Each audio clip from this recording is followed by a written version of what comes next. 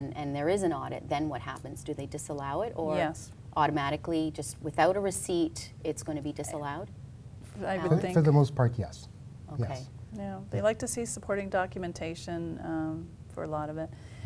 Again, I think it all boils down to reasonable. If there's certain expenses that don't look like an expense that would be common in the industry that they're working in, it raises a flag. So if there's a large expense that looks unusual, or it doesn't look like it would be an expense necessarily in that type of business, then they're going to investigate further. So again, it boils down to Being reasonable. reasonable, and does it make sense that Right. this could be, you know, an But from what I'm getting is that whether it's reasonable or not, or completely 100% for business, if there is no receipt, they will not allow you to deduct it. Is that correct? For At the most end of the part, day? Yeah. I mean, and really, if you apply the simple definition of what an expense is, the purpose was to generate income through the business, then it really, the onus is on you to keep some kind of backup. Right. There's always the appeal and objection process. Okay, so there is a recourse then for There the is a business recourse owner. where they may accept facsimiles or logical backups to it, Okay, you know, but they still expect the the originals. receipts, okay. Yeah. Okay, Yeah, well, that's and good to know. Yes, and just to add to that, as far as supporting documentation, you know, as we get more electronically involved in our record keeping and things like that, things like emails are considered part of the supporting documentation. Electronic receipts, if you can sometimes turn them into PDFs and store them on the computer, things like that are also considered part of supporting documentation and acceptable Okay, as because well. a lot of retailers and different places of business now are asking, you know, do you want your receipt emailed? I know the Apple Store does that. They email your receipt to you immediately. So That's right. okay, so that's good to know that that's And it's eligible. acceptable. It's acceptable, Okay, yeah. okay. So Michelle, I'll ask you about keeping records. Do you want to talk about the importance of that? Definitely important. Definitely important. A lot of times, I think the clients just aren't sure how to sort the documentation in the beginning in order for it to be input. So, you know, there's certain ways of organizing documents and receipts that make it easier for the bookkeeper when they come in. The other thing that I find a lot of clients when I'm just starting with them, I found this a lot, that the bank reconciliations are not being done. You know, certainly maybe the expenses are there, but the bank reconciliation to me is one of the most important things when I do bookkeeping, because all of your revenue, your expenses, all flow through the bank reconciliation. You know, and all the cash in and the cash out. So when you have that bank reconciliation reconciled, you know you've captured everything in that particular period that goes into the making up of the financial statements. So I find it a really important tool and Okay. part of the bookkeeping. So. And so, Alan, do you do any of that sort of work as well, what Michelle's talking about, or you're strictly sort of on the tax side of things? Well, again, Lloyd's Management Services, it has a full service. I do have Debbie Alice that's on there as a certified bookkeeper, and so she takes care of all of those needs. Okay. And I certainly have to agree, bank records that are reconciled, I think, support all the rest of the books and records. Right. And so if they're not reconciled, then you're not sure if the books and records are actually balanced. Right, if they're accurate. Mhm. So, and that's going to raise a flag with probably the CRA as well. Yeah, I've certainly been on audits where the CRA has come in, and when I show them that the bank reconciliations are all done and complete, provide that, they certainly have a higher comfort level with the records that they're looking at, because they know that everything's been captured through that bank reconciliation. Good software. I mean, you know what? When you're starting a business, you need to, I cannot emphasize how important it is to get the records set up properly right from the start. You know, I've done enough rescue bookkeeping or getting the frantic calls, you know, when CRA is called. And one of the observations that I've had actually, payroll source deductions are really high on the list of must do with Revenue Canada. And And if you miss, there seems to be a trend. If you miss 3 months of paying source deductions, it's considered an automatic audit. Okay, you mean such So- as CPP and DI Right, and things right. like that? So all the deductions you take off employees, Mhm. it's really important to get those remitted on time Mhm. and at least report them. That's another thing with CRA. When it comes to HST and source deductions, if you can at least submit them, even if you can't pay them right away, they don't like when you non-report. Right, So communication with them really helps. right. Alan, do you have anything to add to that? Well, I mean, I don't know how many, in my short period from, since I've left the CRA, that I've seen some companies hit with some very significant penalties and interest, which another point of those is that they're not deductible. Therefore, you're Right. going to pay income tax on the penalties and interest, as though it was a personal draw. And so just file on the due date or before. Even if it's a pro forma, just file it. We can always prepare adjustments later. Right. File it. Avoid the late filing penalties because they do increase significantly. I believe they start at 5, 10, 20, 50%, up to 200%. Wow. And I think just for missing the reporting of the remittance, a monthly remittance, say an HST, there's a special penalty just for that. Mhm. So it's really important. Again, you can go online. You can do these remittances fairly easily Mhm. in the reporting side, and then communication with them. Yeah. You can set up payment plans. Right. There is a lot of receptiveness to Right. that as well. And if you've made a mistake, just let them know, and then hopefully they can resolve the issue that or the Yes. mistake that you've made. I hope. Yes, they can. Okay. So, Alan, let's talk about the allowable business investment losses. Oh, we were supposed to take that off the list. Oh well, we're No. gonna add it though because what are they? They truly are what they're considered to be as capital losses Okay.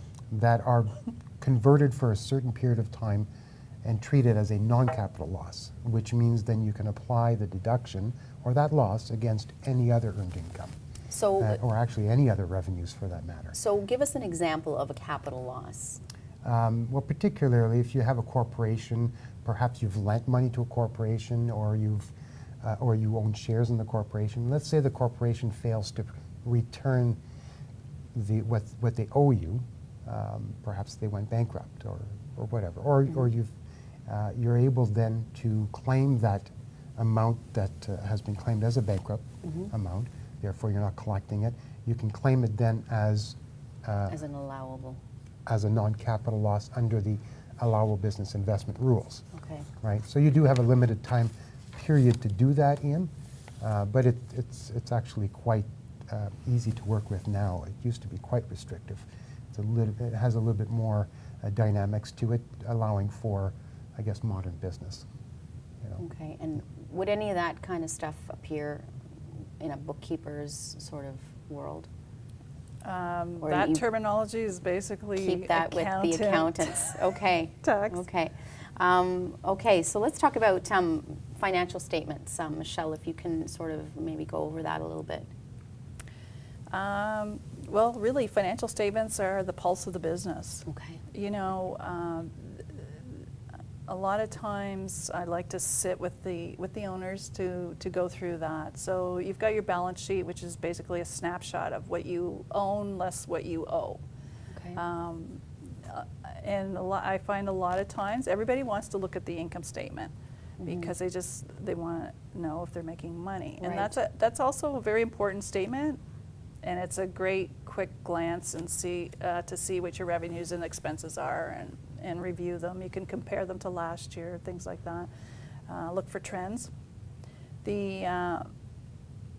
The balance sheet, though, is also very important to look at. So it shows you what you owe in HST, your source deductions, accounts payable, also shows your receivables, so anybody that owes you money. So both of them are extremely important. I just find sometimes with clients, they'll look at their income statement and they'll see that they've got a nice net income, and they think that amount should be what they are showing in the bank account, and not necessarily, because the net income is just part of linking the two together in showing what you actually have in cash. So Because that reconciling them, income, basically. yes, because some of the income is used to pay debts, and it's hard to explain the nuances. It's a little bit confusing. Well, and it's used to pay those source deductions and things. I mean, that's got to come from somewhere, doesn't it? Right. So, doing cash flows are very important as well, I think, in a business that's very sensitive to fluctuation. The banks really like to look at information like that as well if you need to go and borrow money. So,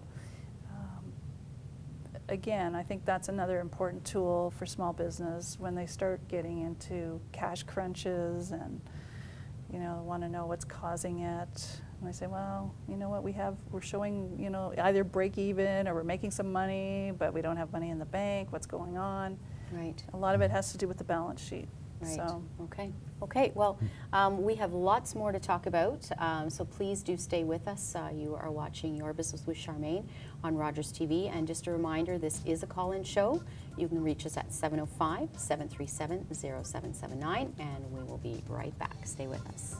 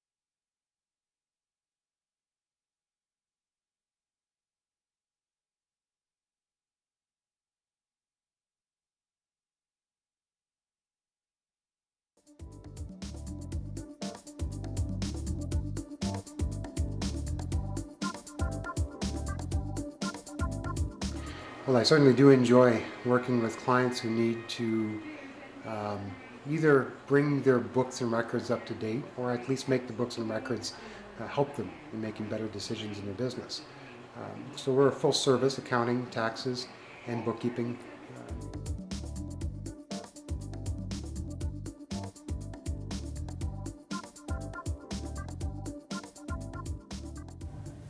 Hi, and welcome back to Your Business with Charmaine on Rogers TV. I'm speaking with Alan Lloyd of Lloyd's Management Services and Michelle Atefi of Atefi Accounting and Bookkeeping, Inc. And we're talking about your business, your books, and the CRA tonight.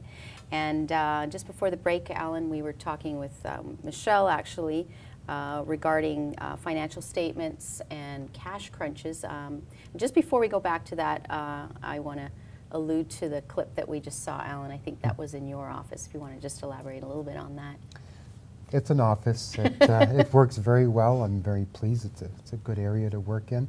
I think it's receptive, and look forward to continuing to help in that office. And whereabouts are you located? 153 Dunlop Street East. Oh, okay, so downtown, basically. Yeah, Mulcaster Dunlop is the Very nearest convenient. intersection. Excellent. Okay. So we were talking about the whole cash crunch thing, the balance statement and the income statement, and you wanted to sort of add to that, Alan. I think for the most part, many may dismiss the importance of those documents. And I know for me, I find them quite interesting. And for me, I can read them like a book, and I can Right. tell where the person is perhaps could improve. Right. And so really, I think that's a good point to make, is if you have a good relationship with the bookkeeper, the one who's preparing these, then you should be able to understand them. So that's a good point. But going back to that cash crunch, how relevant would it be if you had